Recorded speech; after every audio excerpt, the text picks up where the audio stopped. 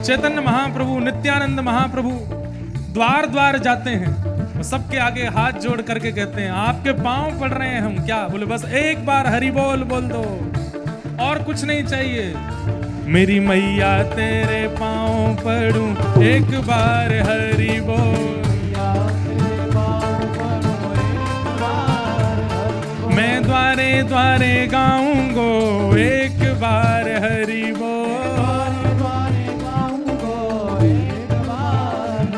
मैं सबको कहाऊंगो, एक बार हरि बोल।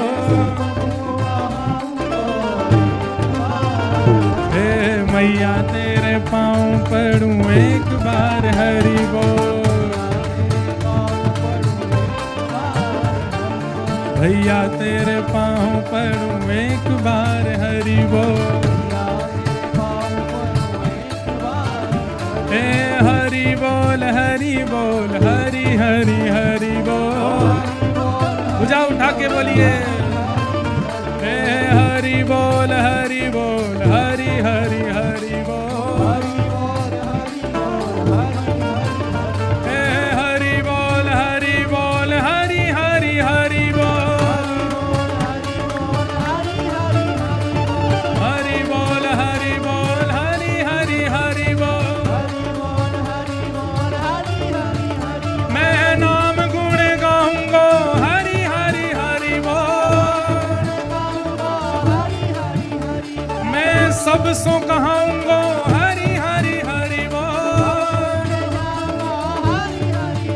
हे हरि बोल, हरि बोल, हरि हरि हरि बोल। हरि बोल, हरि बोल, हरि हरि हरि बोल। श्री कृष्ण बोल, कृष्ण बोल, कृष्ण कृष्ण कृष्ण बोल। श्री राधा बोल, राधा बोल, राधा राधा राधा बोल। ओ जय राधे राधे, श्री राधे राधे, जय राधे राधे, जय राधे राधे, जय राधे राधे, श्री राधे राधे, जय राधे राधे, श्री राधे राधे। बरसाने वाली वृषभानु दुलारी, श्री कृष्ण प्यारी, वृषभानु दुलारी, कीरत सुत प्यारी, ऊंचे बरसाने वाली, अति भोली भारी।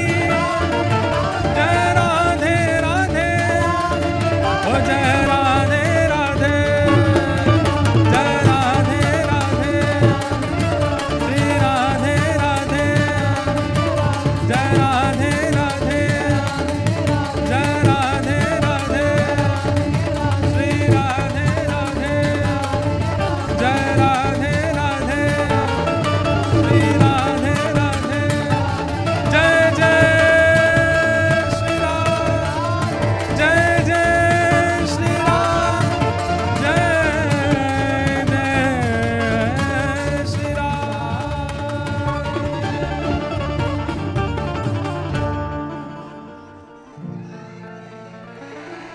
बोलो वृषभानु दुलारे की। यम प्रव्रजन्तमनुपेतुमपेत कृत्यम्, द्वैपायनो विरह कातर्या जुहाव। पुत्रेति तन्मयतया तर्वोऽभिनेदु, स्तं सर्वभूत हृदयं मुनिमानतोऽस्मि। श्री सुखदेव जी महाराज की। महात्म के द्वितीय श्लोक में श्री शुकाचार्य जी को वर्णन किया। सब लोग इधर देखिए, कोई रहने दीजिए, बहुत सुंदर भाव है। बंधुओं देखिए, एक बात हम आपसे कहें, जहां भक्त समुदाय खूब संख्या में बैठा होता है ना, हमको तरंगें आती हैं आप लोगों से, और वो तरंगें कुछ नए नए भाव प्रकट कराने की आज्ञा करती रहती हैं। एक बहुत सुंदर भाव है, ध्यान से सुनना। श्री शुकाचार्य जी कौन है? सुखदेव जी कौन है? अनेक भाव, अनेक कथाएं, व्यास जी के पुत्र आदि आदि हमने अनेक बार कथाओं में, और भी हमारे महापुरुष सब सुनाते रहते हैं। एक बहुत सुंदर भाव एक महापुरुष के द्वारा सुना हुआ।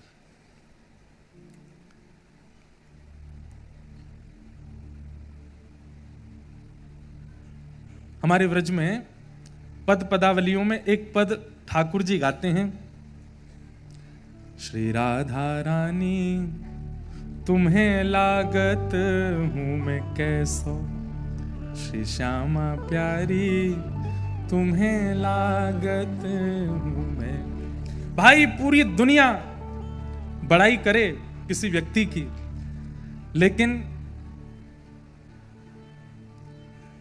3 प यदि बड़ाई कर दें तो वो आदमी मानता है कि हाँ ये सच्ची बड़ाई है।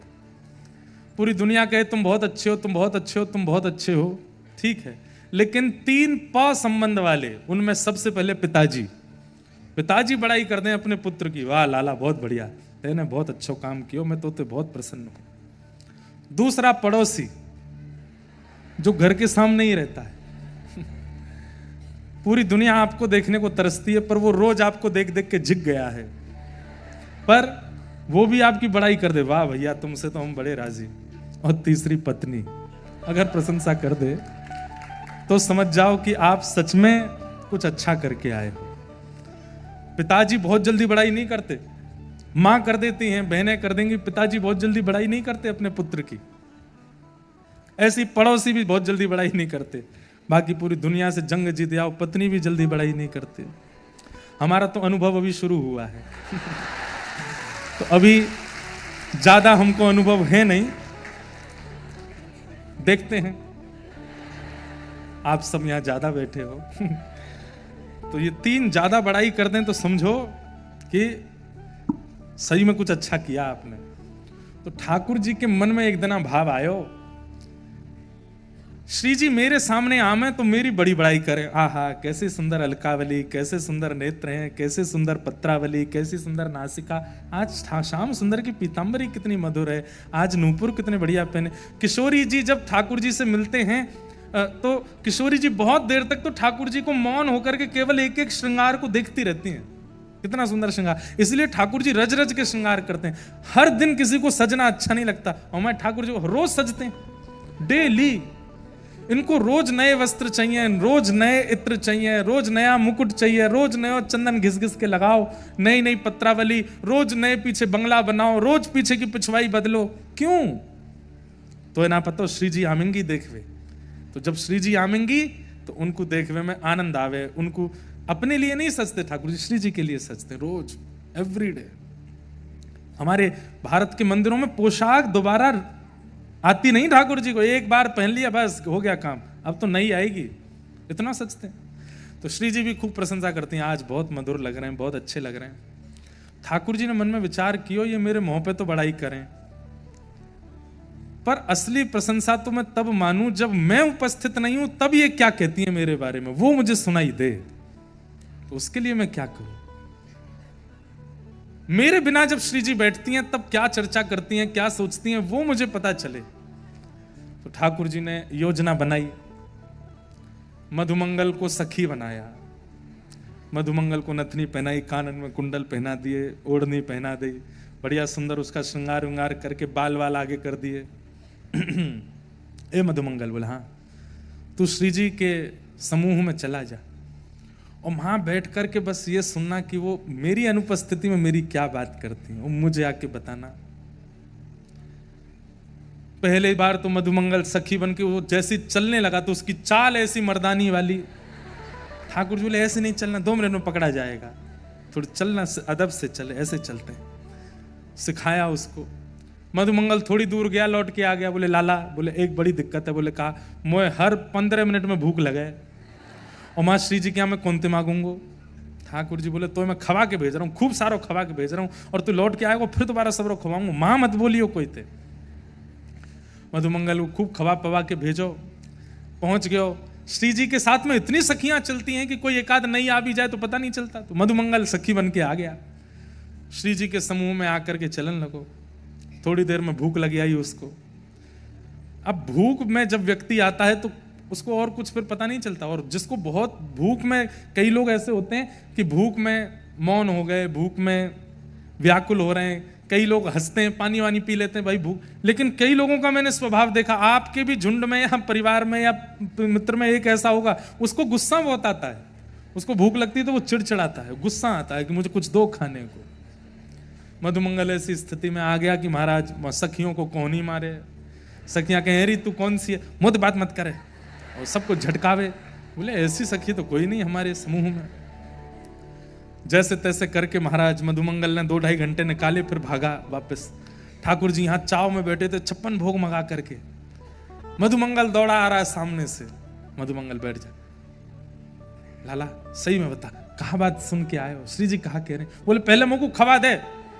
बोले ले तू पुआ खा, माल पुआ खा, रबड़ी खा, कलाकंद खा, ये खा वो सब खवाए, अब बता कहा बात है। वो लाला मैं भूख में इतना व्याकुल भयो कि मैंने कभी सुनो ही नहीं, मैं 2 घंटा बैठ के आया, मुझको कोई सुनाई नहीं दी। ठाकुर जी बोले दारी के अब तू 2 दिन व्रत करेगा, कुछ नहीं मिलेगा तुमको। ठाकुर जी ने और भी कई उपाय अपनाए, लेकिन किसी भी उपाय से अनुपस्थिति में श्री जी क्या बात करती हैं ये नहीं सुनाई दिया। तो एक दिन ठाकुर जी ने एक तोते का रूप धारण किया, एक सुख बन गए। आहा, तरवर छाओ तीर यमुना के सुआ पढ़ावत डोले। सुख बन गए ठाकुर जी, और सुख बन करके जिस मार्ग से श्री जी जा रही हैं उस मार्ग में एक वृक्ष पर ठाकुर जी जाकर के बैठ गए। और जैसे ही किशोरी जी आई तुरंत वो तो कृष्ण कृष्ण कृष्ण कृष्ण कृष्ण कृष्ण कृष्ण कृष्ण कृष्ण, और जैसे तोता बोलता है कृष्ण कृष्ण कृष्ण वैसे बोलने लगे। श्री जी को नाम इतना प्रिय है ठाकुर जी का, इतना प्रिय है कि कोई एक बार बोल दे तो श्री जी उसको पास बैठा लेते हैं कि मेरे कान में तेरा स्वर जा तो रहे, बोल तो रहे। जैसे ही कृष्ण कृष्ण शब्द सुना श्री जी ढूंढने लगी, तोता को ऊपर देखा, खूब सारे फल लेकर के आई, फल का प्रलोभन देकर के तोता को नीचे बुलाया, अपनी गोद में लेकर के सहलाने लगी। बोली और सुनाओ ना। तो वो तोता मधुसूदन, माधव, मोहन, मुरारी, ठाकुर जी के जितने नाम है सब बोलने लगे। और श्री प्रिया जी इतनी भाव निमग्न हो गई, वो तोता कभी यहां बैठे यहां बैठे यहां बैठे, कोई और थोड़ा ही है, ठाकुर जी हैं। सोई श्री जी ने कहा कि ललिता विशाखा से कही एक मणि को पिंजरा बनवाओ और ये मेरे संग सदा रहेगा, ऐसी योजना बनाओ।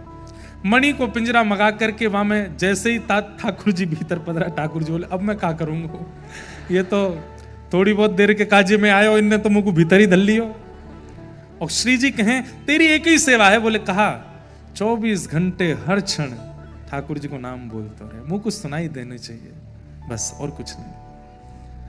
ठाकुर जी तो अनेक रूपाए विष्णवे प्रभ विष्णवे अनेक रूप धारण कर लेते हैं। तो जब निकुंज लीला हुई तो स्वयं ठाकुर जी तोता रूप में तो बैठे ही हैं, प्रत्यक्ष रूप में ठाकुर जी बन करके आए और ठाकुर जी ने आकर के श्री जी के साथ रास विहार किया। अचानक ठाकुर जी चिंता में बैठे तो श्री जी बोली, हे श्याम सुंदर आप इतने चिंतित क्यों? बोले कलिकाल प्रारंभ हो गया है और इस कलिकाल के प्रारंभ में मेरी भक्ति का प्रचार करने के लिए इस संसार में किसी को भेजना है, मैं सोच रहा हूं किसको भेजूं। श्री जी बोली आप क्या गुण देखते हैं उसमें जो आपका जाकर के प्रचार करे? तो ठाकुर जी बोले जो 24 घंटा मेरो आपको स्मरण करता हो वो ही नीचे जाके प्रचार कर सकता है। तब किशोरी जी तुरंत उस मणि पिंजरे को लेके आई, बोले ये तोता बढ़िया है, बहुत सुंदर, देखो 24 घंटा आपको नाम गाते रहे। तब ठाकुर जी और किशोरी जी ने ठाकुर जी के ही स्वरूप उस सुख स्वरूप तोते को आज्ञा की कि अब आप धराधाम पर जाओ और धराधाम पर जाकर के सब में घर घर में जन जन में भक्ति का प्रचार करो। और वही सुख तोता किशोरी जी का जो ठाकुर जी ही हैं वही पृथ्वी पर श्री वेदव्यास जी के तनु के रूप में, पुत्र के रूप में श्री सुखदेव जी महाराज के रूप में प्रकट हुए। बोलो सुखदेव जी महाराज की। तत्रा भवत भगवान व्यास पुत्रो। अब यहां 2 बातें हैं कि भगवान शब्द किसके लिए प्रयोग किया गया। एक बात तो कही जाती है कि व्यास भगवान, और दूसरी बात कही जाती है कि व्यास जी के जो पुत्र हैं वो भी भगवान ही हैं। बंधुओं, आज 5000 वर्ष हो गए कलयुग को प्रारंभ हुए, श्रीमद् भागवत जी की कथा पूरे विश्व में चल रही है। किसकी कृपा से? सुखदेव जी की कृपा से। ये कोई मानव या कोई जीव नहीं कर सकता कि उसका एक प्रयोजन हजारों वर्षों तक चलता रहे। ये तो ठाकुर जी ने ही किया है, इसीलिए घर घर में जन जन में भागवत का प्रचार चल ही रहा है। तो सुखदेव जी कौन है? स्वयं ठाकुर जी ही सुख स्वरूप बन करके आए हैं, अपनी लीला और भक्तों की लीला हम सब तक पहुंचाने के लिए। ऐसे श्री सुखदेव जी को हम बारंबार प्रणाम करते हैं।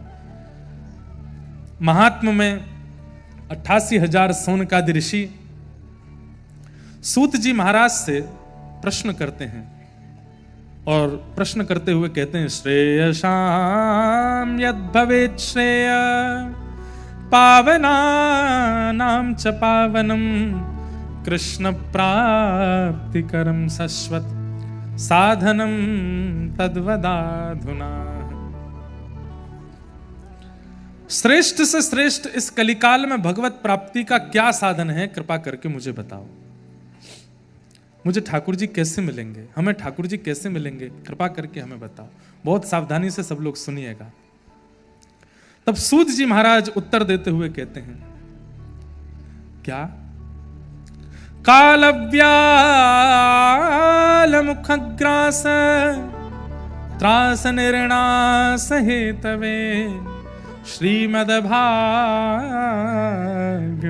शास्त्रम कलौकीरेण भाषितम। काल रूपी व्याल यानी कि सर्प, काल रूपी सर्प के मुख में मैं आप हम सब लोग ग्रास के रूप में हैं। वो जब अपना मुख बंद कर ले तब हमारी मृत्यु कभी भी हो सकती है। और उस मृत्यु के भय से बचने के लिए पूरा विश्व कर्म कर रहा है।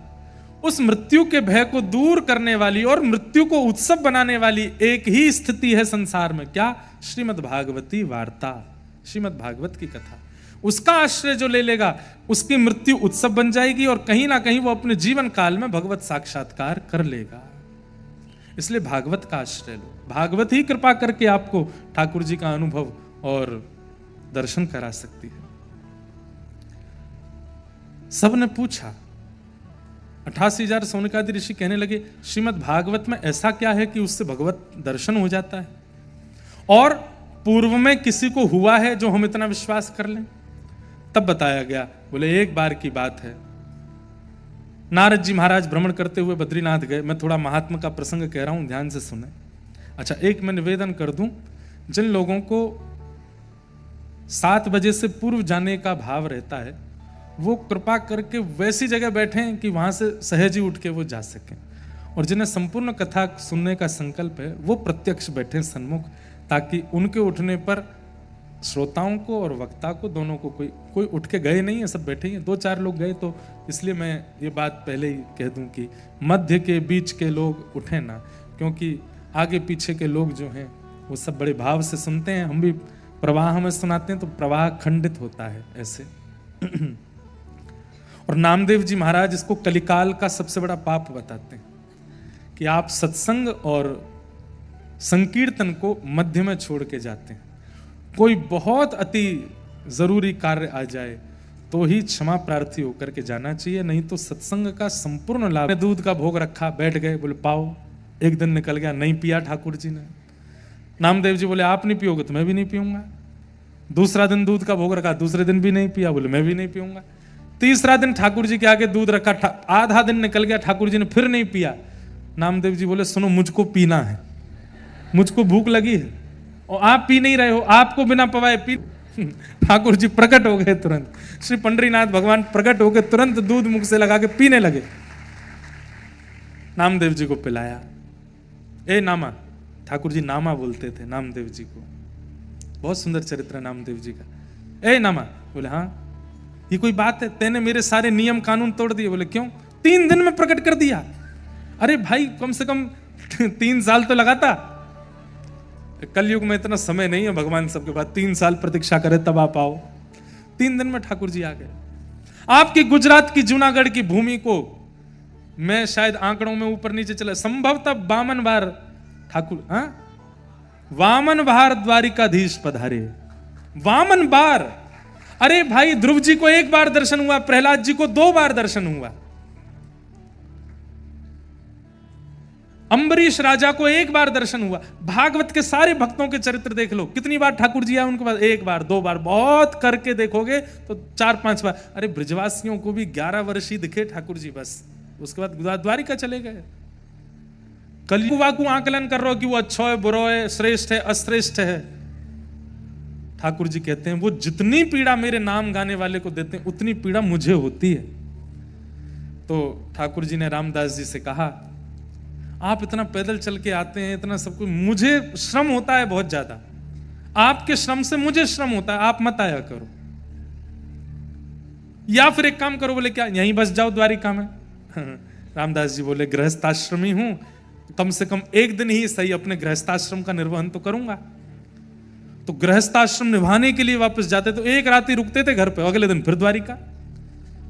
ठाकुर जी बोले बहुत बढ़िया, भक्ति आश्रम भी निभा रहे हो, गृहस्थाश्रम भी निभा रहे हो, नहीं करोगे बंद आना? रामदास जी बोले मुझे बहुत सुख मिलता है नाथ, मुझे आने दो, ये मेरा अधिकार है, मुझसे छीनिए मत। ठाकुर जी बोले अब हमको ही कुछ करना पड़ेगा। तो एक दिन ठाकुर जी बोले एक काम करो, बोले क्या? हमको ले चलो अपने साथ। रामदास जी बोले ये कैसे हो सकता है? बोले क्यों नहीं हो सकता? अनुब्रजाम में हम नित्यम पूये ये तन्य रेणु भी, मैं नित्य अपने भक्तों के पीछे पीछे घूमता हूं। मंदिर होना, धाम होना, तीर्थ होना एक बात है, पर मेरे भक्त जहां होते हैं मैं वहीं होता हूं। मूल रूप से वही धाम श्रेष्ठ, जहां असंख्य भक्त बैठ करके मेरा कीर्तन कर रहे हैं। आपको ये पंडाल लग रहा होगा, आपको ये बड़ोदरा लग रहा होगा, लेकिन दृष्टि अगर शुद्ध करके देखोगे तो एक पौना बरसाना है, एक नंदगांव है, एक वृंदावन है, एक गोवर्धन है, एक जतिपुरा है, एक द्वारिका है, एक जगन्नाथ है। सारे तीर्थ यहां विराजमान हैं। क्यों? इतनी संख्या में भक्त यहां बैठ करके हरि चिंतन कर रहे हैं।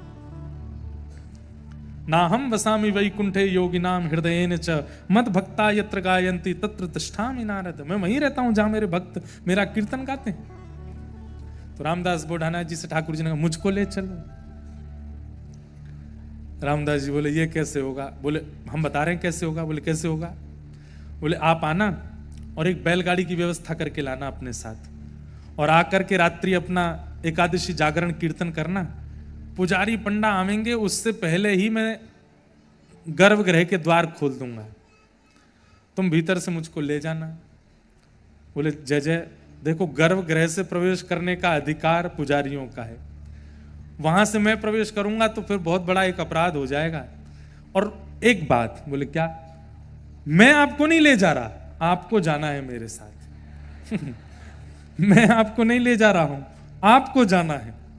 तो भाई अब किसी को किसी के साथ जाना है तो जिसकी जाने की इच्छा है वो योजना बनाए, मैं क्यों बनाऊं योजना?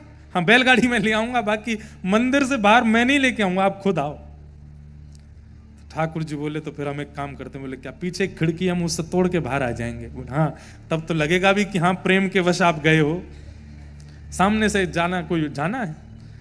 रामदास जी गए, रात भर कीर्तन किया। प्रातः काल का समय होते ही रामदास जी तो प्रणाम करके जय जय मैं जाऊं, प्रतीक्षा करूं बैलगाड़ी पे। ठाकुर जी पीछे की खिड़की तोड़ करके बाहर निकले। आज भी वो खिड़की है, क्या बोलते हैं आपके गुजरात में उसको? हाँ बाड़ी, रामदास बोढ़ाना की बाड़ी। अब जो भी बोलते हो। द्वारिकाधीश जी वहां से निकल करके आए। सोचिए रामदास जी नीचे खड़े, रथ चलाने का तुम पीछे बैठो हम चलाते हैं। रथ चलाने लगे। ठाकुर जी का स्पर्श करते ही महाराज वो तो जो बैल थे वो तो गरुण जी हो गए, और गरुण जी होते ही महाराज वो तो हवा की तरह बात करते हुए पहुंच गए। रामदास जी बोले जय जय, आपने हमको पहले ये कोई मंत्र बता दिया होता तो इतनी एकादशियां हम भी गरुण जी पे ही बैठ के कर लेते। बोले अब कोई बात नहीं, अब तो तुम्हारे पास ही आ गए हम। बोले आप प्रभु सीधे अगर गांव में पहुंच जाएंगे कोई बिना व्यवस्था योजना के, और पीछे से सब आ रहे हैं तो बहुत दिक्कत हो जाएगी, कोई और योजना बनाओ। ठाकुर जी बोले यहाँ पर एक ये बावड़ी है, एक तालाब है, इसमें तुम हमको छुपा दो, और पीछे से सब आएंगे, जांच पड़ताल करेंगे, कुछ नहीं मिलेगा, लौट जाएंगे, फिर हम विराजमान हो जाएंगे। ठीक है, ठाकुर जी को नीचे विराजमान कर दिया। यहाँ से सब पुजारियों ने आकर के जैसी जांच पड़ताल की, बोले ये तुम्हारी बैलगाड़ी में आए क्या? ठाकुर जी को लेके चुरा के लाए हो? बोले देख लो कुछ नहीं है। बैलगाड़ी के पीछे गाड़ी पूरी जांच की, कुछ नहीं मिला। तभी एक पुजारी जी को ठाकुर जी की पीताम्बरी मिल गई, थोड़े से पटका मिल गया। देखो देखो देखो द्वारिकाधीश जी के वस्त्र हैं ये, तो झूठ बोलता है, इसने कहीं छुपा दिया है ठाकुर जी को। पुजारियों ने बहुत मारा रामदास जी को। जैसे ही मारते हुए बोले हमें लगता है इस बावड़ी में छुपाया, नीचे जाके देखो। नीचे जाके देखा तो जल का जो वर्ण था वो रक्त वर्ण का हो गया, और वहीं एक जगह एक गुफा सी में ठाकुर जी का श्री स्वरूप विराजमान, और उसी में ही वो घाव प्रकट हो गए जो रामदास जी को दिए। ठाकुर जी वहीं नाराज होकर के बोले मेरे भक्त को पीड़ा दी है आप लोगों ने, मेरे प्रेमी को पीड़ा दी है, वो पीड़ा मुझको लगी है, और इस पीड़ा के कारण मेरे अंग से देखो रक्त प्रवाहित हो रहा है, कितना जघन्य पाप किया तुम लोगों ने। सब हाथ पांव जोड़ने लगे, जय जय हमसे अपराध हो गया। ठाकुर जी को औषधि आदि लगाई गई, ठाकुर जी को ऊपर लाके बीच में बिठाया, एक तरफ रामदास जी बैठे, एक तरफ द्वारिका के सब पुजारी बैठे। बोले जय जय आपने ये क्या किया? बोले कि इनके प्रेम के भाव से हम इनके साथ चले आए। बोले इनके साथ तो आप चले आए, पर द्वारिका को कितना सुना करके आ गए आप। वो धाम है, वो तीर्थ है, 4 धामों में एक नाम है उसका, सब कुछ वहां से चलता है, आप यहां कैसे आ सकते हैं छोड़ करके? हम आपके बिना प्राण त्याग देंगे, हमारा परिवार प्राण त्याग देगा। सब रोने लगे द्वारिका के लोग। ठाकुर जी बोले हम एक काम करते हैं। बोले क्या? सुनिएगा ठाकुर जी की बात। ठाकुर जी बोले जो हमको लेके आए हैं भगत जी, आप एक काम कीजिए। बोले रामदास जी बोले क्या? ये जितने द्वारिका के लोग आए हैं, हमको तोल तोल करके हमारे समान वजन के भार का सोना इनको दे दो सबको। आप सबको हमारे भार का सोना मिल जाएगा, आप राजी हो जाना। द्वारिका के जो लोग थे वो सब बोले भैया द्वारिकाधीश बहुत भारी हैं, इतना सोना तो बन ही जाएगा कि 2-3 पुस्तों तक चलता रहेगा। सब द्वारिका के लोग बोले कोई बात नहीं, हम द्वारिका को संभाल लेंगे, आप सोना ही दिलवा दो। ठाकुर जी बोले चलो रामदास जी। रामदास जी बोले भगवान सोना का नाम ही सुना है, हमने देखा कभी नहीं है, ये आपने कैसी आज्ञा कर दी? और वो भी एक आध को देना हो तो बात चले, भी इतने सारे ये सब द्वारिका के लोग कहां से दूंगा मैं? ठाकुर जी बोले कान इधर लाओ हमारे पास। रामदास जी ने कान पास किया। ठाकुर जी बोले शास्त्रों में वेदों में हमारे लिए क्या लिखा है? बोले क्या लिखा है? अणो अणियान महतो महियान। हम चाहें तो ब्रह्मांड से भी ज्यादा भारी हो सकते हैं, और हम चाहें तो मक्खी से भी हल्के हो सकते हैं। छोटे से अण, आप लोग जिस मिट्टी के कण को पकड़ सकते हो, एक कण को, उस कण के भी 4 भाग करके, उसका जो चौथा होगा उसके भी 4 भाग करके जो सबसे छोटा बचेगा उसको बोलते हैं अणु, उसके भी छोटे अंग को बोलते हैं परमाणु। ठाकुर जी कहते हैं वो भी मेरा स्वरूप है, मैं हल्के होने में राजी हूं, तुम तो बस हमें तोल दो। बोले तोल तो दूंगा, लेकिन पडले में क्या रखूंगा? ठाकुर जी बोले तुम्हारी बहू जी है ना? बोले हाँ। उनके कान में एक सीख के बराबर एक बहुत हल्का सा एक सोने का एक तार है, उस तार से हमको तोल दो। बोले तार से तोलोगे आप? बोले हाँ। तराजू लेकर के आए, पुजारियों से कहा हाँ भाई पुजारी जी आप लोग एक काम करो, द्वारिकाधीश को उठा के तो रखो तराजू पे। सारे पुजारी लग गए, ठाकुर जी उठ ही नहीं पाए उनसे, इतने भारी। लेकिन पुजारी जी थके भी और खुश भी हों, बहुत बढ़िया, इतने भारी हैं कि इतना सोना मिलेगा आज हमको। बोले ये तो उठ ही नहीं रहे, कैसे बैठेंगे तराजू में? ठाकुर जी बोले रामदास जी को बुला, वो उठाएंगे। रामदास जी ने एक हाथ का बल लगाया, ठाकुर जी तुरंत उठ गए और उठ करके सीधे गए, जाकर के पडला पे धरा। ठाकुर जी का पडला नीचे हुआ, दूसरे पडला में सब लोग हाथ मल रहे हैं। बोले हाँ लाओ लाओ लाओ, सोना चांदी हीरे जवाहरात धरो इसमें, ठाकुर जी के बल से दो। सबसे पहले पत्नी के कान का जो वो सोने का तार था वही लेके आए रामदास बुढ़ाना, और जैसे ही दूसरे पडले में धरा, ठाकुर जी तो झूलन लगे, ऊपर रह गए, महाराज आगे पीछे होने लगे। पुजारी सब मूड पकड़ करके बैठे। बोले ये क्या ठाकुर जी, आपने कालिया नाग को छला, आपने बलि को छला, आपने बाली को छला, अब हमको भी छल रहे हो? हमसे आप टस से मस नहीं हो रहे थे और यहां इसकी पत्नी के कान के तार पर तुल गए आप। ठाकुर जी बोले तुम्हारा लोभ मुझे हल्का कर रहा है, इनका प्रेम मुझे हल्का कर रहा है, और तुम्हारा लोभ मुझे भारी कर रहा है। ये लोभ तुम्हारे चित्त में है, इस कारण से मैं भारी हो रहा हूं। रामदास बुढ़ाना जैसा प्रेम लेकर के आओ, ये तार भी मुझसे भारी हो जाएगा, मैं इतना हल्का हो जाऊंगा, इतना सामान्य हो जाऊंगा। रही बात, चाहे तुम जैसे प्रयास कर लो, अब मैं रामदास को छोड़ के जाना नहीं चाहता, मैं यहीं रहूंगा। और श्री रामदास बोढ़ाना के घर में ठाकुर जी विराजमान हो गए। पुजारियों ने कहा, नाथ अब द्वारिका की महिमा कैसे होगी? ठाकुर जी बोले, मेरा ही एक स्वरूप एक स्थान पर तुम्हें कुछ दिन में मिलेगा, वो मेरा ही प्रत्यक्ष स्वरूप है, वही मेरा द्वारिका का स्वरूप है, उन्हें तुम वहां विराजमान करो। और अब से मैं तो रामदास के साथ यहीं रहूंगा, यहीं पर विराजूंगा। और तब से रण छोड़ राय भगवान डाकोर जी श्री डाकोर जी में रामदास बोढ़ाना के घर में ही विराजमान हैं। आज भी ठाकुर जी वहीं बैठ करके दर्शन दे रहे हैं। भाई ध्रुव के लिए ठाकुर जी आए थे पर आके चले गए, प्रहलाद के लिए नृसिंह आए पर आके चले गए, पर कलयुग में जिसके लिए ठाकुर जी आए तो एक बार आए फिर गए नहीं लौट करके, सदा के लिए रह गए इसलिए कलयुग बहुत विशेष है। हम आप सब भाग्यशाली हैं कि इस कलिकाल में हमें कथा सुनने को मिल रही है, हमें भक्ति प्रवाह सुनने को मिल रहा है, हमें भक्ति मार्ग भक्ति पथ प्राप्त हो रहा है। और ये सब प्राप्त होना सामान्य बात है, इन सब प्राप्त वस्तुओं का उपयोग करके भक्ति मार्ग पर चलना, इसकी इच्छा हमारे चित्त में हो रही है, ये बहुत बड़ी बात है। इसलिए भैया इस मार्ग को स्वीकार करो, भागवत जी के माध्यम से ठाकुर जी के सुंदर भावों के प्रति अपना रुझान बढ़ाओ। नारद जी महाराज बद्रीनाथ पहुंचे, बद्रिकाश्रम जाकर के सनक सनंदन सनातन सनत कुमारों से कहा कि पृथ्वी पर मैंने सब जगह भ्रमण किया पर कहीं सुख नहीं मिला। तभी मैं वृंदावन गया और वृंदावन में मैंने एक आश्चर्य देखा कि एक वयोवृद्ध, एक युवा कन्या की गोद में दो वयोवृद्ध लेटे हैं। वो युवा कन्या भक्ति और उसकी गोद में जो दो वृद्ध वो ज्ञान और वैराग्य। भक्ति सबके चित्त में है पर ज्ञान विहीन और वैराग्य विहीन है, इसलिए ज्ञान और वैराग्य वृद्ध हो जाते हैं।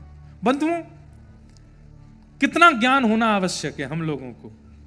इतना ज्ञान होना आवश्यक है कि सही गलत की पहचान हो, इतना ज्ञान होना चाहिए। और वैराग्य कितना हो कि सामने कोई भी वस्तु आए और हम उस पर टूट पड़े, कम से कम ऐसी स्थिति तो हमारी नहीं होनी चाहिए। सामने कितनी भी विषय वस्तु आ जाए हम अपने मन को काबू करना सीख जाएं, ये हमारा वैराग्य होना चाहिए, इतना वैराग्य तो होना चाहिए, तब भक्ति प्रसन्न रहती है। अब लोग भक्ति भी कर रहे हैं, ना तो ज्ञान है ना सूक्ष्म वैराग्य भी नहीं है, तो फिर भक्ति प्रसन्न नहीं रहती है, भक्ति कष्टदायी हो जाती है। भक्ति महारानी ने नारद जी से प्रार्थना की, मेरे पुत्रों को युवा करने के लिए योजना बताइए। नारद जी महाराज ने अनेक ऋषियों से पूछा पर कोई बता नहीं पाए।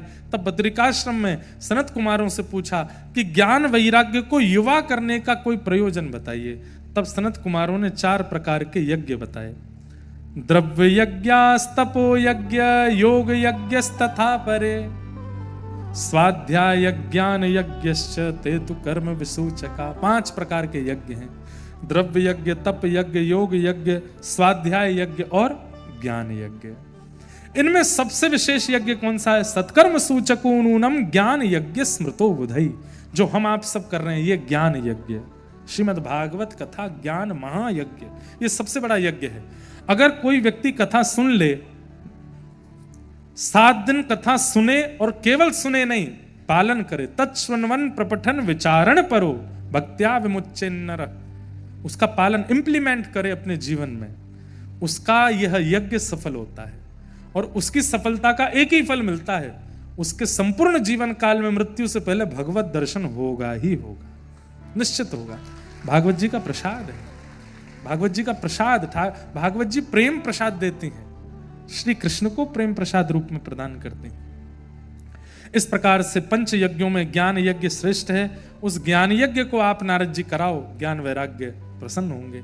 ज्ञान यज्ञ भागवत का कराया गया, सब ऋषिजन आदि सब उसमें पधारे, लेकिन जैसे ही भक्ति सुतौ तौ तरणौ गृहीत्वा प्रेमैक रूपा सहसा विरासीत श्री कृष्ण गोविंद हरे मुरारे हे नाथ नारायण वासुदेव नाथेति नामानि मुहुर वदन्ति। भक्ति महारानी जैसी कथा में पधारी अपने दोनों पुत्रों के साथ, कथा में आते ही ज्ञान वैराग्य दोनों पुष्ट हो गए।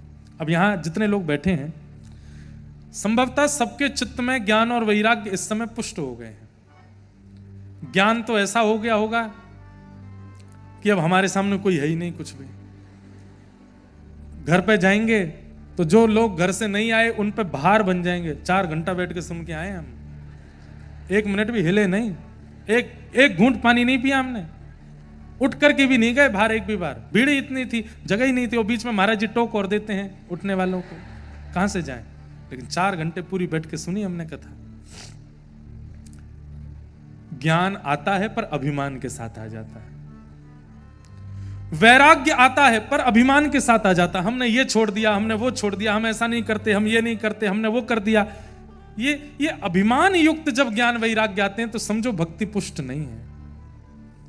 बंधुओं, आप ज्ञानी हैं पर आपके शरीर का लहेजा, आपकी वाणी का तरीका, आपका उठना बैठना सामने वाले को ऐसा लगे कि ये तो महामूर्ख है, इसको कुछ पता ही नहीं है, तब समझो कि ज्ञान आया है।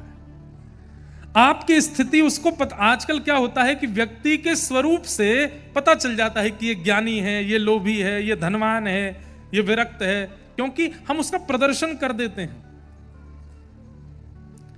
आपके स्वरूप को देख करके कोई बता ना पाए कि ये ज्ञानी है, आपके बैठने के ढंग से लगे ये तो बड़ा सामान्य है, लेकिन जब आप बोलो। श्री ज्ञानेश्वर जी महाराज, बहुत सुंदर चरित्र, कभी सुनाऊंगा मैं विस्तार से। एक बार छोटे से थे ज्ञानेश्वर जी, उनकी भक्ति इतनी अद्भुत थी। बंधुओं, भक्ति ज्ञान वैराग्य जब अद्भुत होता है ना, तो व्यक्ति चमत्कार करता नहीं है, हो जाता है, अपने आप हो जाता है। वो किसी को देख भी लेता है तो उसका जीवन बन जाता है, वो किसी पे हाथ धर देता है तो उसके काम बन जाते हैं, वो किसी को कुछ बोल देता है तो वो हो जाता है। लोग बाग कहते हैं ये इसने चमत्कार किया। चमत्कार करने वाले लोग स्पेसिफिक रूप से, सर्टिफिकेट रूप से वो चमत्कार ही करते हैं, पर भक्त लोग चमत्कार कह के नहीं करते, उनकी क्रिया से हो जाता है। क्योंकि अष्ट सिद्ध नवनिधि के दाता, असवर दीन जानकी माता, श्री हनुमान जी महाराज की भक्ति से प्रसन्न होकर जानकी जी ने उनको वरदान दिया है। क्या? कि अष्ट सिद्धियां नवनिधियां तुम्हारे पास ही रहेंगी। हनुमान जी वहां पर कोई सिद्धि करते नहीं है, पर उनकी भक्ति इतनी प्रगाढ़ है कि वो जिसको देख लेते हैं, जिस पे हाथ धर देते हैं, जिसको कुछ कर, उसके सब काम बन जाते हैं। हनुमान जी क्या करते हैं? बोले प्रभु चरित्र सुनवे को रसिया, राम लखन सीता मन बसिया। मेरी गद्दी हनुमान जी को प्रिय नहीं है, आप लोगों का स्थान हनुमान जी का सबसे प्रिय स्थान है, श्रोता। अरे श्रोता बनने के लिए साकेत जाना तक ठुकरा दिया हनुमान जी ने। जब रामलीला पूर्ण हुई, विमान में बैठ के सब जाने लगे, हनुमान जी नीचे खड़े हाथ जोड़ के। राम जी बोले चलो। जय जय। कहाँ? बोले साकेत। एक बात बताइए। बोले क्या? साकेत में कथा होती है, साकेत में सत्संग होता है, साकेत में व्यास होते हैं। राम जी बोले जिस साकेत में प्रत्यक्ष मैं बैठा हूं सामने, वहां कथा की क्या आवश्यकता? कथा तो वहां सुनी जाती जहां अप्रत्यक्ष रूप से मेरी उपस्थिति नहीं है, तो कथा सुन के मुझे उपस्थित किया जाता है हृदय में, वहां कथा सुनते हैं। साकेत में तो मैं बैठा हूं, वहां कथा की क्या आवश्यकता? हनुमान जी बोले तो फिर ऐसा साकेत आपको प्रणाम करके देते हैं, हम इस पृथ्वी का त्याग नहीं करेंगे, क्योंकि यहां कथा रोज होती है, मैं उस कथा को सुनने जाऊंगा, कथा नहीं त्याग सकता। इसलिए चारों युग परिताप तुम्हारा। 3 युग में सब देवता हैं, पर कलयुग में हनुमान जी भी। कहाँ हैं? बोले कथा से। उनके कोई संतान नहीं थी, प्राण त्यागने की भावना से वन में जाने लगे। तभी एक महापुरुष ने आकर के उनको समझाया कि ठाकुर जी जो दें उसमें राजी रहना चाहिए, जो नहीं दें उसमें भी राजी रहना चाहिए। किसी को पुत्र दिया तो वो पुत्र में राजी रहे, पुत्री दी तो उसमें राजी रहे, पुत्र पुत्री दोनों ही नहीं दिए तो उसमें भी राजी रहे, ब्याह कर दिया तो राजी रहे, ब्याह नहीं हुआ तो भी राजी रहे। ठाकुर जी ने जो विधान बनाया, निधान बनाया, उसको स्वीकार करे। लेकिन आपत्ति काल में प्रवचन सुहाते नहीं है। जब मन में किसी चीज की जिद होती है ना, तब प्रवचन अच्छा नहीं लगता, समझाने वाले अच्छे नहीं लगते। समझाने वालों की बात तभी अच्छी लगती जब ठोकर लग जाती है। समझाया गया ऐसा मत करो, नहीं नहीं हम तो करेंगे, और फिर जब कर देते हैं, करने के बाद जब हानि हो जाती है, तब कहते हैं भैया तुम सही कह रहे थे और हमको बता दो, आगे ध्यान रखेंगे। पहले ही समझ लिया गया होता तो इतनी हानि नहीं होती। आत्मदेव जी माने नहीं, बोले नहीं मुझे तो संतान चाहिए, मैं तो पुत्र के बिना नहीं रह सकता। तब आत्मदेव जी ने एक फल दिया, आत्मदेव जी को एक फल दिया ब्राह्मण ने, और कहा अपनी पत्नी को खिला देना, इस फल को खाने से एक संतान आपको हो जाएगी। लेकिन 1 वर्ष के कुछ नियम हैं, उनका पालन करना पड़ेगा। बोले क्या? सत्यम शौचम दया दानम एक भुक्तम तु भोजनम वर्षावधि स्त्रिया कार्यम येन पुत्रोति निर्मल। सबसे पहला, आपकी पत्नी फल खाने के बाद सत्यम, सत्य बोले। शौचम, पवित्रता का ध्यान रखे। दया, सब पर दया करे, शत्रु भी आ जाए उस पर भी दया करे। दानम, रोज दान करे। और एक भुक्तम तु भोजनम, एक समय भोजन करे। 1 वर्ष तक इस फल को खाने के बाद यदि इन 5 नियमों का पालन करेंगी तो उनके गर्भ से तेन पुत्रोति निर्मल, एक निर्मल बालक का जन्म होगा। औषधि के साथ में परहेज बताया ही जाता है, कथा के साथ भी परहेज होते हैं। और जो उन परहेजों का ध्यान नहीं रखते, कथा सुनकर के भी फिर कोई विशेष उनके जीवन में परिवर्तन होता नहीं। कथा सुनने वालों का एक ही परहेज है, क्या?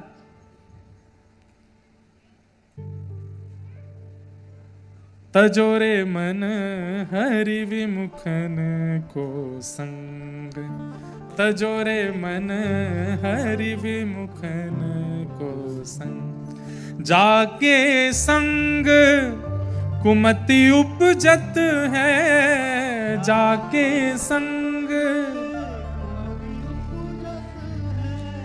पड़त भजन में भंग। हाँ पड़त, तजोरे मन हरि विमुखन को संग, तजोरे मन हरि विमुखन को। जो हरि विमुख हैं या हरि विमुख कराने वाले हैं, बस उनके संग मत बैठो। इतना मात्र परहेज है आपके लिए। आपने जिसको आज रिक्वेस्ट की थी कि भाई कथा में चलो हमारे साथ, और उसने कहा नहीं मेरा मन नहीं लगता, ब्लॉक मारो उसको अभी।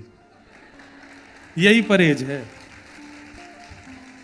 सारे रिश्ते नाते खत्म करो आज ही।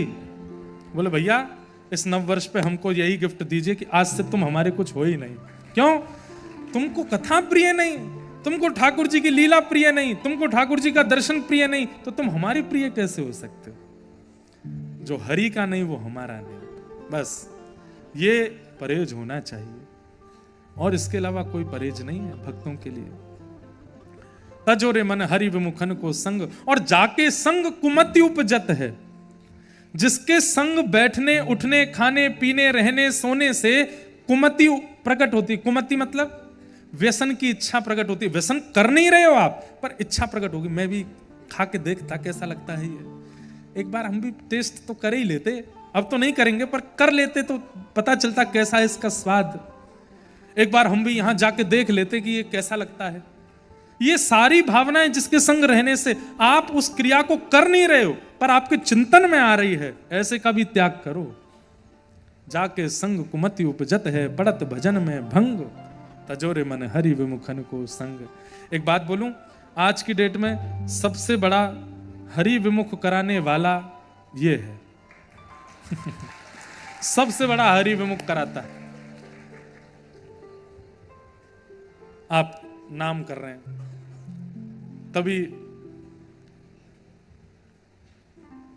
पत्नी आ गई, बच्चे आ गए, हिला हिला करके आपको चले गए, चलो चलो चलो उठो, नहीं भजन चल रहा है। लेकिन एक रिंग बजते ही एक आंख खुली, कौन है?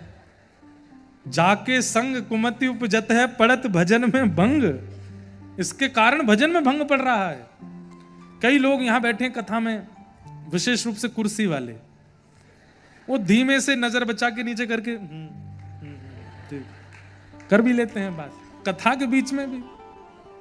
कम से कम ये नियम तो लेके बैठो, सबको मैसेज डाल दो, ब्रॉडकास्ट कर दो आज। क्या भाई 3:30 से 7 वी आर नॉट अवेलेबल। गर्भवती है, उसके बालक को अपना बता करके 1 साल बाद आऊंगी, पति को दे दूंगी, लो मेरा ही पुत्र है। तब कौन सा सोशल मीडिया या व्हाट्सएप वगैरह होता है जो पति फोन करके देख लेंगे, वीडियो कॉल पे पूछ लेंगे कहाँ है लाला। तब तो पत्नी गई मायके, 1.5 साल तक डिस्कनेक्शन है। 1.5 साल बाद धुंधली आई सहेली के पुत्र को लेकर के, और अपना रूप ऐसा बना के लाई जैसे यही गर्भवती थी, इन्हीं का ही बालक है। पति से कहा भगवान की दया से ये बालक हुआ। आहा, आत्मदेव तो नाचने लगे, जय हो संत के फल की कृपा से हुआ है। पत्नी तो मुंह बनाने लगी, बोले हाँ उसके फल से। गैया अभी भी बांझ ही है, कुछ नहीं हुआ। लेकिन यहां जैसे उस बालक का नामकरण करने के लिए बैठे, नाम रखना चाहते थे नारायण, गोविंद, गोपाल, लेकिन धुंधुली बोली मेरा नाम धुंधुली, बेटे का नाम धुंधुकारी। तो अब क्या करें? बोले जैसी तुम्हारी इच्छा, नाम धुंधुकारी रखो। तभी खबर मिली कि महाराज बधाई हो। बोले क्यों? आपके घर एक नहीं 2 पुत्र आए हैं। बोले कैसे? गैया के गर्भ से आश्चर्यजनक बालक हुआ है जिसका शरीर मानवों जैसा है, कान गैया के जैसे हैं। चल के देखिए।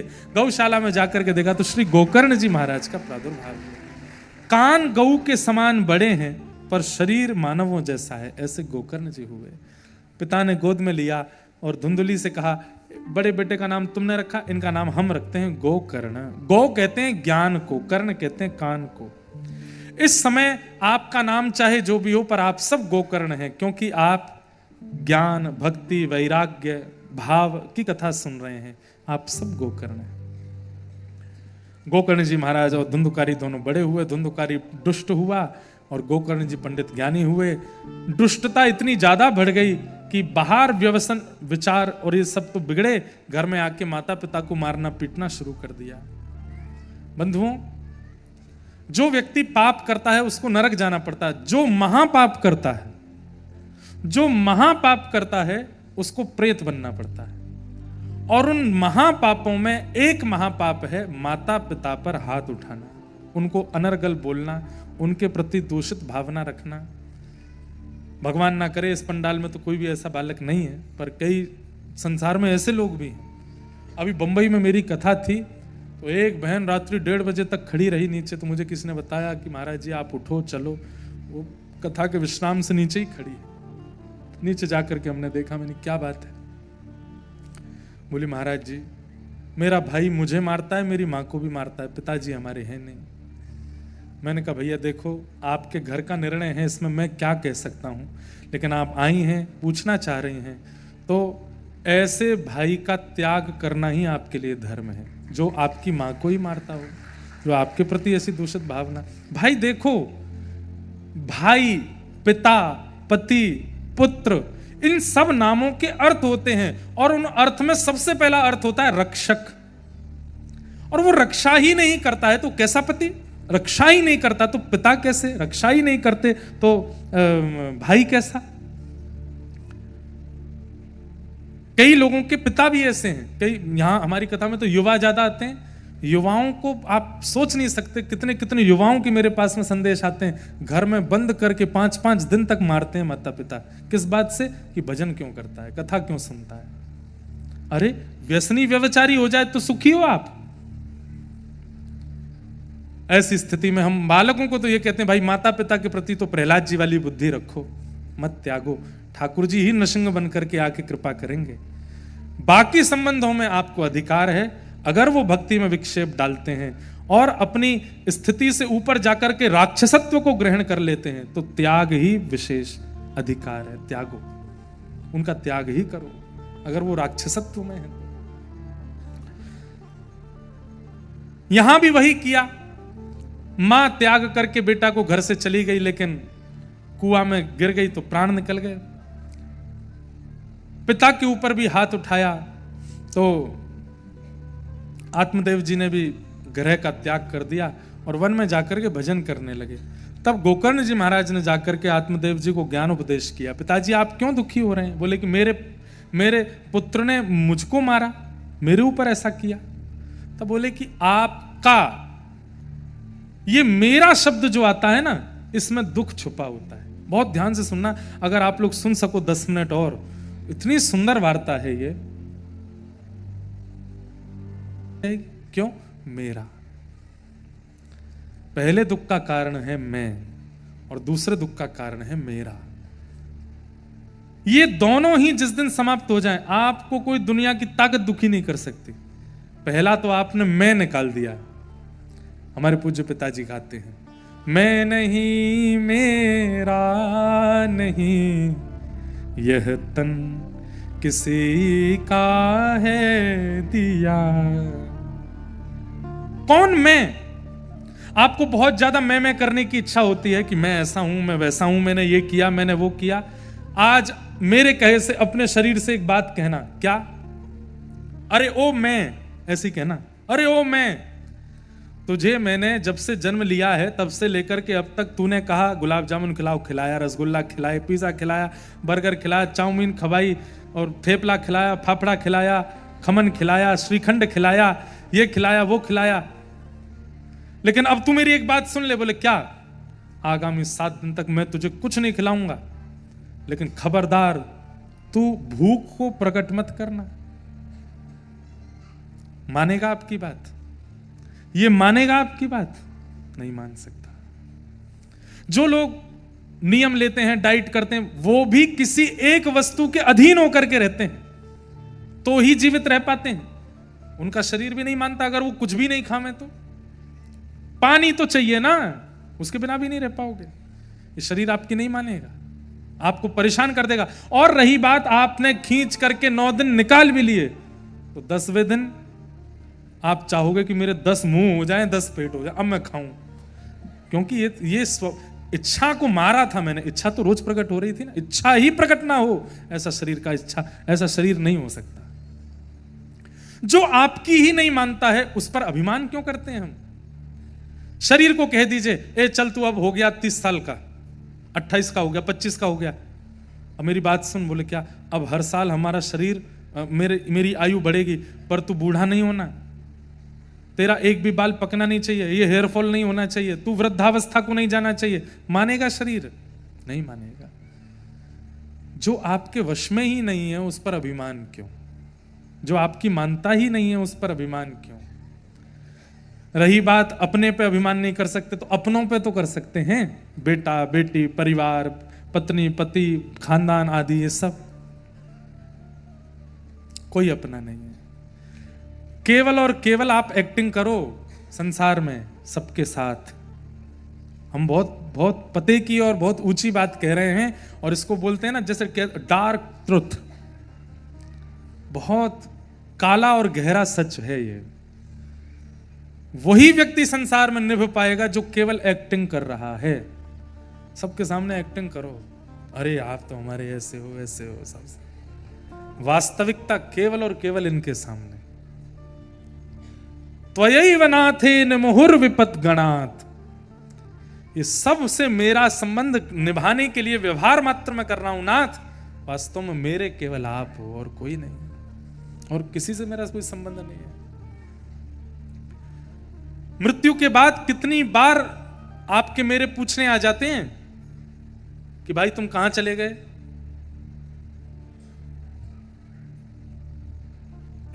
एक गजल जैसी गजल है, जाने भजन तो नहीं है। चिट्ठी ना कोई संदेश, जाने वो कौन सा देश, जहां तुम चले। अब ये लोग जीवित लोग गाते हैं मृतक व्यक्ति के लिए कि तुम कहां चले गए। अरे तो वो नहीं भेज रहे, तुम भेज के देखो। तुमको तो पता है या तो स्वर्ग में होंगे या नरक में होंगे या वैकुंठ में होंगे, गोलोक धाम में होंगे, साकेत में होंगे। 5-6 चिट्ठियां लिख के तुम ही भेजो, कौन पूछता है? कोई नहीं। कहां हो नहीं पता। और चलो ये तो बात की बात है। अरे जब घनिष्ठ अपना व्यक्ति, जिसके एक खरोंच लग जाने पर खून देख करके माता पिता परिवार के सब लोग बौखला जाते थे, उसकी मृत्यु हो जाती है, कौन सा व्यक्ति चिता पे लेट जाता है कि मैं भी जाऊंगा इसके साथ? कोई नहीं जाता।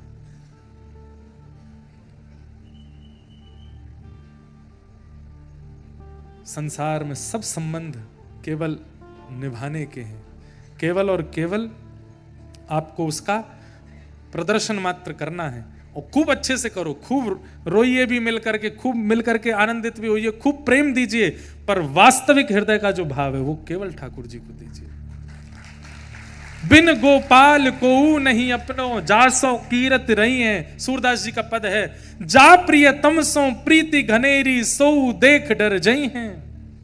कोई बहुत अपना घनिष्ठ चला गया, जिसके साथ चाय पीते थे, जिसके साथ ब्रेड पोहा खाते थे, खमन श्रीखंड खाते थे, ऐसा मित्र चला गया। मानो मित्र ने कहा कि भाई तेरे बिना तो मैं टूट जाऊंगा, और वो चला गया। जाने के बाद अब वो रो रहा है, मित्र अरे तुम कहां चला गया भाई, तेरे बिना मैं कैसे रहूं, अब तो चाय अकेली नहीं पी जाएगी, अब तो श्रीखंड अकेले नहीं खाया जाएगा, तू कहां चला गया। मानो गए हुए को इतनी याद आई, उसने यमराज जी से कहा मुझे बहुत याद कर रहा है, एक बार मुझे जाने दो इसके पास। 1.5-2 महीने बाद यमराज जी बोले अच्छा ठीक है जाओ, 1 मिनट का समय देते मिले आओ। यमराज जी ने उसको भेज दिया। आप उसकी याद में रो रहे थे, कहां चला गया मेरा मित्र। कमरे में लेटे लेटे पंखे को देख रहे थे, घूम रहा है, और तभी देखा कि पंखे के ऊपर कोई बैठा है और वो ऊपर से ही कह रहा है चलें चाय पीने। क्या होगा? भूत पिशाच निकट नहीं आवे, महावीर जब नाम सुनावे, ना सरोगा रस पीरा जपत निरंतर हनुमत वीरा, जय जय जय हनुमान गोसाई कृपा करो गुरुदेव की नहीं। जाओ भाई, तू तो मुझे याद कर रहा था, अब नहीं आ रही है, तू जा। सूरदास जी कहते हैं जा प्रियतम सो प्रीति घनेरी, मृत्यु के बाद सो देख डर जाए हैं। अरे मृतक व्यक्ति अगर चलने लग गया सब भाग जाएंगे वहां से। कैसा प्रेम है हम लोगों का, जो एक समय पर हमें भयभीत कर सकता है, वो प्रेमी कैसा हो सकता है? पर ठाकुर जी किसी भी स्थिति में भयभीत नहीं कर सकते, इसलिए असली प्रेमी यही है। इनकी कोई भी स्थिति, परिस्थिति, मनस्थिति हमें भययुक्त नहीं करेगी बल्कि निर्भीक करेगी, इसलिए प्रेमी यही है। जा प्रियतम सो प्रीति घनेरी, सो देख डर जाई हैं, बिन गोपाल को नहीं अपनो, जासों की रत रही हैं, मन पंछी उड़ जाए। पिताजी आपने उसको अपना माना, इसलिए उसकी क्रिया आपको कष्ट दे रही है, अपना मत मानो, कोई कष्ट नहीं होगा। ये बात जब धुंधुकारी जी ने, गोकर्ण जी ने अपने पिताजी को समझाई, समझ करके भागवत जी का आश्रय लेकर के भगवत धाम को प्रस्थान कर गए। तत्पश्चात वहां धुंधुकारी मर करके प्रेत बना गया, श्राद्ध से भी मुक्ति उसको प्राप्त नहीं हुई। तब भागवत जी की कथा कराई और श्रीमद् भागवत की कथा से 7 दिन में ही वो मुक्ति को प्राप्त होकर के दिव्य रूप धारण करके भगवत धाम को प्रस्थान कर गया। बोलो भागवत महापुराण की जय। असारे संसारे विषय विष संगाकुलधिय, क्षणार्धम क्षेमार्थम पिबत सुख गाथा तुलसुधाम, किमर्थम व्यर्थम भो ब्रजत कुपथे कुत्सित कथे, परीक्षित साक्षी यत् श्रवण मुक्त्युक्ति कथने, परीक्षित साक्षी यत् श्रवण गत मुक्त्युक्ति कथने। बोलो श्रीमद् भागवत महापुराण की। भागवत जी का ऐसा महात्म्य सुनाया गया। इस असार रूपी संसार में केवल भक्ति ही है, कथा ही है, जिससे भगवत अनुभव हो सकता है, क्षण भर का भी सत्संग कृपा कर सकता है। हमारा सौभाग्य है कि इस नव वर्ष के प्रारंभ में हम आप सब लोग बड़ोदरा के इस पावन प्रांगण में बैठ करके कथा श्रवण कर रहे हैं। प्रथम दिवस की आज महात्म्य की कथा को हम यहाँ विश्राम देते हैं। द्वितीय दिवस की कथा कल ठीक 3:30 बजे हमारे आने का समय है। आप लोग पहले ही आ जाए और आकर के बैठें, जहाँ जिसको स्थान मिले वहाँ बैठें। कल और व्यवस्था करने का भाव रखेंगे, क्योंकि हम द्वारिकाधीश जी की नगरी गुजरात में हैं, इसलिए वृंदावन प्यारो वृंदावन में एक पंक्ति जो द्वारिकाधीश जी की है वो गाकर के हम आज की कथा को विश्राम करेंगे।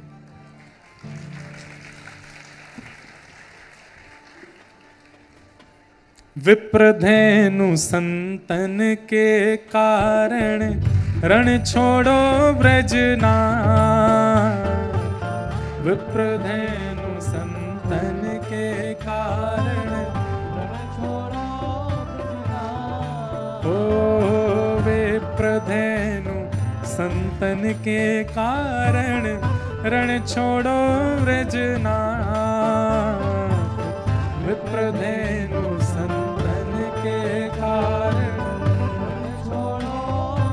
ये जो भी बालक चित्र आदि बना के लाए हैं आप सब मदद कीजिए, उनसे लेके आगे पहुंचा करके धीरे धीरे एक एक करके मंच तक वो सामग्री पहुंचवा दीजिए। आप लोग मत आइएगा, बस अपने आगे वालों को दे दे करके मंच तक पहुंचवा दीजिए। गोमती तट द्वारवती पधारे, गोमती तट द्वारवती, गोमती तट द्वारावती पधारे, गोमती तट हो कहलाए द्वारिका नाथ। वृंदावन प्यारो वृंदावन, हे श्री वृंदावन प्यारो वृंदावन। गोमती तट द्वारावती पधारे, गोमती तट हो कहलाए द्वारिका नाथ। वृंदावन मेरो वृंदावन, हे श्री वृंदावन मेरो वृंदावन। हे आतुर हित हरिवंश पुकारो, राधा